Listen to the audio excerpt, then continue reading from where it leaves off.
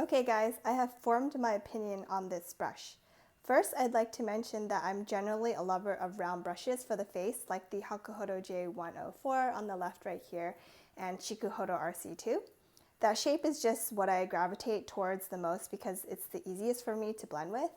I do, however, also like flattened oval shapes like the Hakuhodo Kokutan JMG powder brush and the J110 very much. But for those, I use on the side and not the top portion. It's not difficult to blend and buff if you use them on the side. So let's just pretend that this is the J110 for a moment. I use it on the side like this, and then I'll just like go back and forth and buff. But with the Tom Ford, however, I don't have to, but it's easier for me to use on the tips, like the top part, like this one right here. Okay, and this brush, the bronzer brush, reminds me of the Wayne Goss 12, which I dislike for different reasons. Secondly, bronzer brushes are probably the most difficult for me to really have a favorite or like to find because I want it to be able to apply a soft diffused finish in an exact area and blend well. Everyone's preferences are different, so just because I like or dislike a brush doesn't mean that you'll like it or dislike it either. I don't know what I'm saying. I don't know what I'm saying anymore. Anyways, yeah, just keep in mind that everyone's preferences are different. So if you buy a brush that I really like and you don't like it, I'm sorry. I know Tar Babies on YouTube loves this brush, and I love her videos and trust her opinions because she's informative and does great first impressions. But her brush shape preferences may vary from mine, so she does really love this brush, and I'm not so much a fan. You'll find out why in the video. So I'm just throwing my 2 cents out there, and I'm a brush collector, so I inspect brushes closely and ruthlessly. The back of my hands are also currently very dry from overwashing and winter, so it takes a lot to impress me. Let's start with the hair quality. The hair is more yellow than all the other Tom Ford bronzer brushes I've seen online. Some of them look pure white, and that's how my cheek brush and Hakuhodo face brushes look like too. So I'm actually disappointed that this brush seems to have come from a less white batch of hairs. I don't know, like maybe it's just me, but for me, the more yellow the hair it is, the closer it starts getting to Sokoho, and Sokoho is 1 tier lower than Sekoho Go. So it just seems like a lower batch of, like a more mediocre batch of hairs to me. So it's harder to see in this lighting because I have bright lights and everything's white, but I just want to try to compare and show you is not going to work, but oops. All right, let me try to get that out of the video. Okay, so, I think you'll definitely be able to tell a difference between the Hakuhodo J104 and the bronzer brush on the right. So the J104, even though I've used both of them, but let's just focus on the lower half right here. You can tell that the Tom Ford bronzer brush is a little bit more yellow, and it's really apparent when there aren't bright lights shined upon it or shown upon it. Okay, so that's one thing about the hair quality. Second thing is that the hair is soft. Don't get me wrong. If I put this brush on someone younger with less thin skin, they would say that it feels like clouds. So if I like rub this bronzer brush on across someone's face who's like 18 years old or something, like, I think if you were not born with sensitive skin, then you would really, really think that the brush is soft. It does feel like my Hakuhodo J104 and the J531 right here, as well as Tanseido Sokoho. Tanseido Sokoho is, oops, sorry, I forgot to focus. I have to do it manually, by the way. Okay, so yeah, it does feel like it. I think the Tanseido one is not how do I explain it? It does feel like Sokoho, but it's like not. I think it's So if like the J531 or something was like an 8 out of 10, like I think the Tanseido one would be very close, like a 7.8 or something.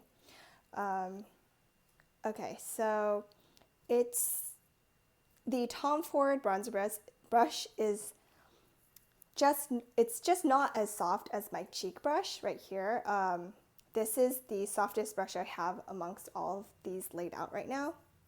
And I'm talking, it's a small difference. It's not like a really big difference or anything. It's not like night and day, but like I'm very detail oriented, so I pay attention to those small details.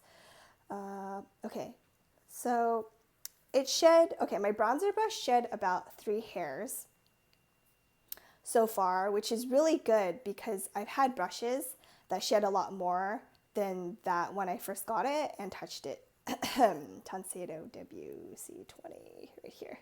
This guy shed like a mofo. Okay, anyways, yeah, you can see I'm just doing this like rotating motion so you can get a better look at it. Anyways, let's get into the performance. I thought this would be the perfect opportunity to use with both setting powder and Tom Ford bronzers. I only have one, so one Tom Ford bronzer. Do keep in mind that this is a dense brush with a moderate amount of flexibility. You can see, so it's not like super inflexible or anything. It has a good amount of give to it. I used it with my Makeup Forever HD loose powder and it applied and blended out well. However, the way that the head is bundled makes you buff harder into the skin than other brushes and consequently removes more foundation underneath. So let me just show you how you have to buff with it. Like, I don't apply powder like this because it's just not going to blend into my skin. So I'd have to dip it into the powder and then go like this. So this is how I applied the powder. And with a round brush like the J104, you're not pushing the head that deeply into your skin when you're buffing, and it's also more airy, so it won't disturb your foundation or base as much. So here's an example. I mean, of course, it depends on how much pressure you put onto the brush when you're holding it, how much pressure you push into your face. But I don't push that hard because, I don't know, it's just how I apply powder. But yeah, I really, really love this brush. When I used the Tom Ford bronzer brush with a Tom Ford bronzer on one side of my face, it didn't seem to pick up much product, which is fine. I don't think Gold Dust has that kind of formula. Okay, I can't talk. Has that kind of formula that's easily picked up or has any powder kick up. Like, for some reason, it's just so densely packed into the pan. Like, I've never seen any powder kick up from that bronzer, but yeah. I applied it in a sweeping motion on the tip.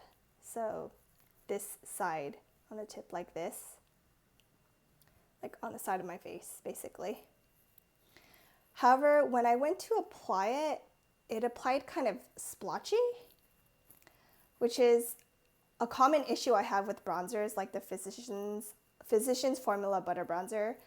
I don't have any issues when I use my favorite bronzer brush though, the Hakuhodo J531, and I don't have any issues when I apply Tom Ford Gold Dust with the J531, not the Physicians Formula one. This one gives me a very soft, diffused finish. It's angled, it's very soft.